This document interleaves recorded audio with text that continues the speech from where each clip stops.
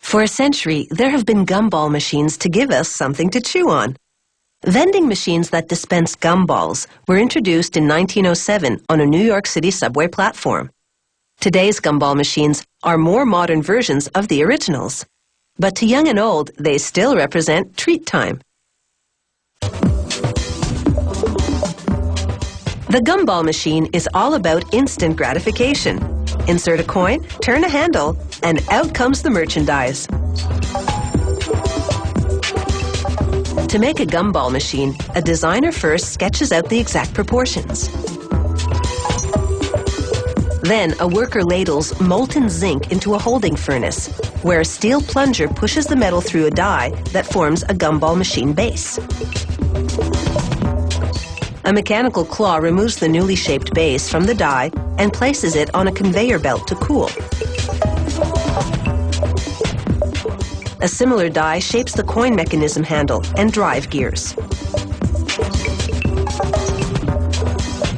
A worker places a braided hose with a natural gas flame under a mold that will shape the gumball dispensing chute.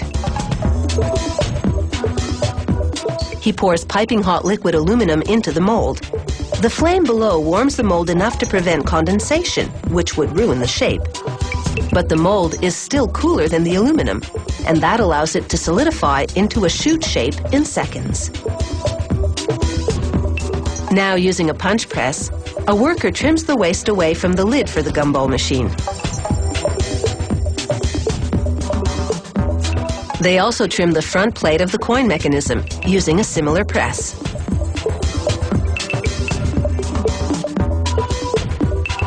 A computerized cutter mills out a hole in the top of the globe that will hold the gumballs.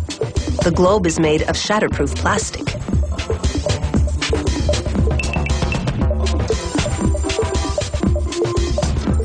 At another station, they press the base of the gumball machine against a cloth-covered buffing wheel to give it a shine. A worker now assembles the coin mechanism, layering the front plate, the coin carrier, the back plate, and ending with a cam, the part that ensures the coin mechanism moves clockwise. She screws it tightly together, then inserts the handle on the front plate. The handle will turn the coins that pay for the gumballs. She places a little spacer and drive gear on the handle stem that protrudes through the back of the assembly, and then screws the drive gear onto the handle stem. Now it's time to put the money up front. They insert a coin in the slot and turn the handle to make sure the system works. People in many countries like gumballs, so these coin mechanisms can be made to accept currencies from around the world. They can also be used in other types of vending machines.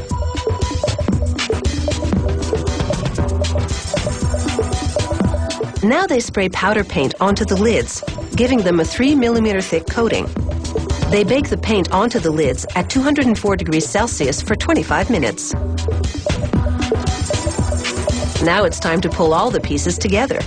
They place the dispensing wheels in hoppers, then cover them with a part that stops free gumballs from spilling out. The next part is the adapter ring, and the plastic globes fit on top of them. They place aluminum rings on top of the globes. Then they slide 2 side rods through the top rings down into the bottom of the globes. They screw them down very tightly and then set the assembly aside. Now they place plastic bodies on bases and install the chute doors on the front.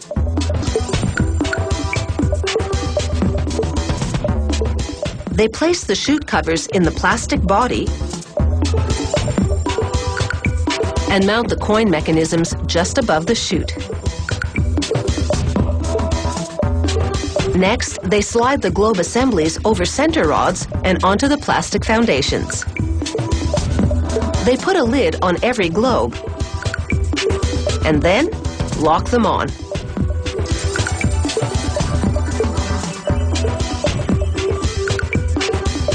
And now we're at the vending part of the story. Gumball, anyone?